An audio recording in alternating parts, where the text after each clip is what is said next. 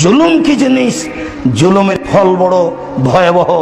জালেম বুঝে না জুলুম কাকে বলে, নির্যাতনকারী বুঝে না জুলুম কাকে বলে, বোঝা উচিত। আবু হুরায়রা রাদিয়াল্লাহু তাআলা আনহু বলেন, রাসূল সাল্লাল্লাহু আলাইহি ওয়াসাল্লাম বলেছেন, ইন্নাল্লাহা ইউমলি লিজ-জালিমি, নিশ্চয় আল্লাহ তাআলা জালেমকে সুযোগ দেন, তার ক্ষমতা বহাল রাখেন, ও যেন কিছুদিন জুলুম করতে পারে। এটা আল্লাহর নীতি। আপনি মনে করেন এত বড় জালেম তবু ধ্বংস হয় না, এত বড় অত্যাচারী তবু ধ্বংস হয় না।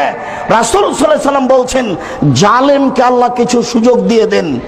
এই যে আখাজাহু লাম ইউফলিথু, যখন আল্লাহ ধরেন তখন আল্লাহ ছাড়েন না, তখন জালেম বুঝতে পারে জুলুম কাকে বলে। নিশ্চিত আল্লাহ তাআলা জালেমকে কিছু সময় করে দেন, তখন সে